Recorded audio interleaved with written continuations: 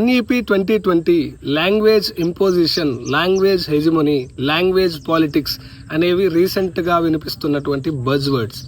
అయితే 3 language formula మీద రీసెంట్గా నేను ఒక వీడియో చేసిన, కానీ ఈ సబ్జెక్టు మీద ఇంకా కొంచెం లెంతీగా మాట్లాడాలనిపించింది కాబట్టి మళ్ళీ ఇంకొక వీడియో చేస్తున్నా.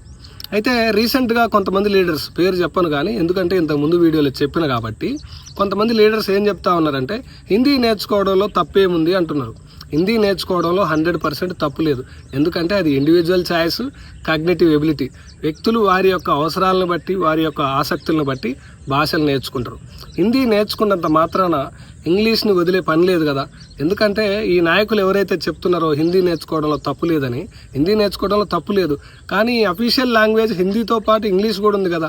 ఇంగ్లీష్ వల్ల భారతదేశానికి ప్రపంచ మార్కెట్లో డిమాండ్ పెరిగిందని, భారతదేశం నుంచి ఇంగ్లీష్ నేర్చుకొని పోయిన సత్య నాదెళ్ళ కావచ్చు, సుందర్ పిచాయి లాంటి వాళ్ళు కావచ్చు, ప్రపంచాన్ని టెక్నాలజీలో భారతదేశానికి చాలా గొప్ప పేరు తీసుకొచ్చారు కదా. మరి ఇది ఎట్లొచ్చింది? ఇంగ్లీష్ లాంగ్వేజ్ వల్లనే వచ్చింది కదా. ఇంగ్లీష్ లాంగ్వేజ్ నేర్చుకోవడంతో పాటు హిందీకి ఉన్నటువంటి అవకాశాలు ఏందనేది అంచనా వేసుకున్న తర్వాతనే కదా ఎవరైనా లాంగ్వేజ్లు నేర్చుకుంటారు.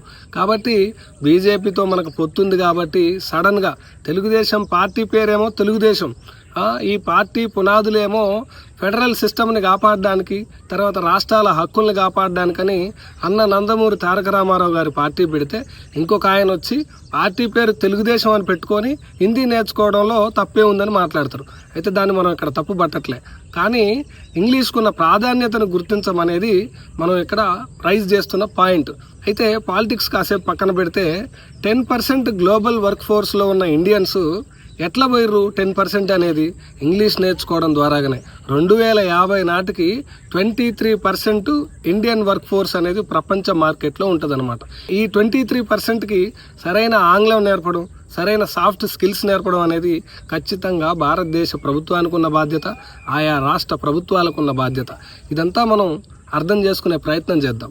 65% రూరల్ చిల్డ్రన్ ఇంకా వర్నాక్యులర్ లాంగ్వేజెస్లోనే వాళ్ళ యొక్క చదువుని కొనసాగిస్తున్నారు. వర్నాక్యులర్ లాంగ్వేజెస్ అంటే రీజనల్ లాంగ్వేజెస్. ఈ రీజనల్ లాంగ్వేజెస్లో చదువుకొని వాళ్ళు తర్వాత ప్రపంచ మార్కెట్ తోటి ఎట్లా పోటీ పడతారు? 21st సెంచరీలో చాట్ జీపీటీ, డీప్ సీక్ లాంటి టెక్నాలజీస్ వచ్చినాయి. డేటా అనాలిటిక్స్ అనేది ఫినామినల్ అయిపోయింది. వీళ్ళకి ఇంగ్లీష్ రాకపోతే ప్రపంచ మార్కెట్ తోటి ఎట్లా పోటీ పడతారు? హిందీ నేర్చుకోవడం వల్ల, లేకపోతే తెలుగు నేర్చుకోవడం వలన. ఈ భాషను నేర్చుకోవడంలో తప్పు లేదు. మాతృభాషతో పాటు ప్రపంచ మార్కెట్లో డిమాండ్ ఉన్న భాషని నేర్చుకోవాలి. ప్రపంచంతో పోటీ పడాలంటే ప్రభుత్వాలు కూడా ఆ రకంగా ఎంకరేజ్ చేయాలి.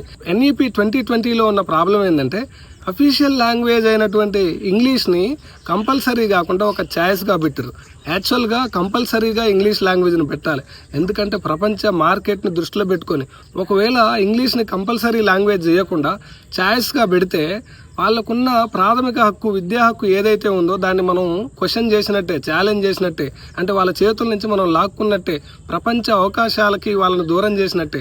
అంటే మన పిల్లల్ని మనమే వెనకబడేలాగా చేస్తామా? చేయకూడదు కదా.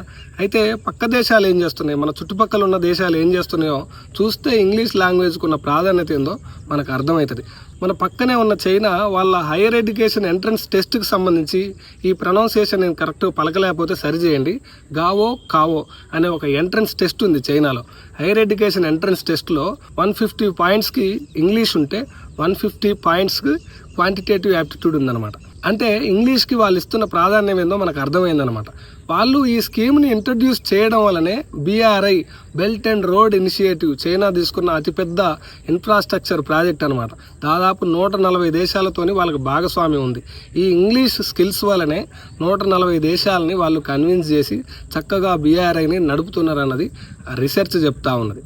దాని తర్వాత ఇజ్రాయెల్ గురించి చాలామంది ఏం చెప్తారంటే ఇజ్రాయెల్లో కల్చరల్ నేషనలిజం, అంటే ఇప్పుడు బీజేపీ ఏమైతే ఫాలో అవుతుందో హిందీ అని, కానీ ఇజ్రాయిల్ ఒక కొత్త పందాన్ని తీసుకుంది, ఇంగ్లీష్ని ఎంకరేజ్ చేస్తూ ఉన్నది. అక్కడ ఉన్నటువంటి టెక్నాలజీ, సైన్స్, ఇన్నోవేషన్ రంగాల్లో ఎంట్రన్స్ టెస్టులు కానీ లేకపోతే ఆయా జాబుల్లో చేరాలంటే ఇంగ్లీష్ ఎఫిషియన్సీ అనేది తప్పనిసరి చేసిందనమాట. సౌత్ కొరియా వాళ్ళ దేశంలో ఉన్న హైయర్ ఎడ్యుకేషన్ ఎంట్రన్స్ టెస్టుల్లో 25% ఇంగ్లీష్ ఎఫిషియన్సీని ఖచ్చితంగా మ్యాండేట్ చేసిందనమాట. ఆ 25% మార్కులు అర్హత సాధిస్తేనే వాళ్ళు ఆయా రంగాల్లో ఉద్యోగాలు చేయడానికి అర్హులనమాట. వియత్నాము 2008లో నేషనల్ ఫారెన్ లాంగ్వేజ్ పాలసీ తీసుకొచ్చిందనమాట. 2050 నాటికి వాళ్ళ దేశంలో ఉన్న సివిల్ సర్వెంట్లు 100% ఇంగ్లీష్ నేర్చుకోవాలి. తర్వాత వాళ్ళ దేశంలో ఉన్న సెకండరీ గ్రేడ్ పాస్ అయ్యే పిల్లలు 70% ఇంగ్లీష్ ఎఫిషియన్సీ సాధించాలని వాళ్ళు టార్గెట్ పెట్టుకున్నారు. ఇప్పుడు నేను చెప్పిన దేశాలన్నీ మన పక్కనున్న దేశాలే కదా. మనం కూడా అంటే ఐడియాలజికల్ లెన్సెస్ నుంచి చూడొద్దు లాంగ్వేజ్ని. ఒక soft power, global soft power, geo పాలిటిక్స్లో ఇంగ్లీష్ లాంగ్వేజ్ ఎలాంటి రోల్ ప్లే చేస్తుంది అన్నది మనం అర్థం చేసుకుంటే తప్పితే ఈ ఐడియాలజికల్ లెన్సెస్లో బ్లైండ్గా చూస్తే మాత్రం అర్థం కాదు. బీజేపీ వాళ్ళు చెప్తారు హిందీ హమారా రాష్ట్ర భాష హై అని. రాష్ట్ర భాష కాదు, అది అఫీషియల్ లాంగ్వేజ్. అసలు రాష్ట్ర భాష అనేదే లేదు. నేషనల్ లాంగ్వేజ్ వేరు, అఫీషియల్ లాంగ్వేజ్ వేరు. నేను ఇంతకుముందు వీడియోలో చెప్పిన కాబట్టి మళ్ళీ రిపీట్ చేయను.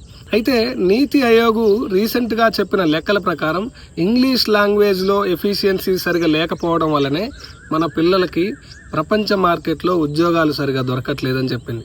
అట్లనే WEF world economic forum future jobs report చెప్పిన లెక్కల ప్రకారము ఇంగ్లీష్ లాంగ్వేజ్ మీదనే ప్రపంచంలో ఉన్న జాబ్ మార్కెట్ అంతా కూడా ఫ్యూచర్లో డిపెండ్ అయి ఉంటుంది. ఆర్టిఫిషియల్ ఇంటెలిజెన్స్ కావచ్చు, తర్వాత డేటా అనాలిటిక్స్ కావచ్చు, గ్రీన్ ఎనర్జీ కావచ్చు, ఇలాంటి ఫీల్డ్స్లో ఉద్యోగాలన్నీ కూడా ఇంగ్లీష్ లాంగ్వేజ్ మీదనే డిపెండ్ అయి ఉంటాయి. ఇంగ్లీష్ అనేది ఖచ్చితంగా అవసరంగా ఉంటుంది. ఇంగ్లీష్ లాంగ్వేజ్ అనేది హిస్టారికల్ ఫ్యాక్టర్స్ వల్ల మనం అందరం నేర్చుకోవాల్సిన పరిస్థితి ఏర్పడింది. అప్పుడెప్పుడో బ్రిటిష్ వాడు ప్రపంచాన్ని మొత్తం కాలనీస్ చేయడం వల్ల ఈ కాలనీస్ అన్నీ కూడా కాలనైజ్ అయిపోయి ఇంగ్లీష్ నేర్చుకోవాల్సిన పరిస్థితి వచ్చింది.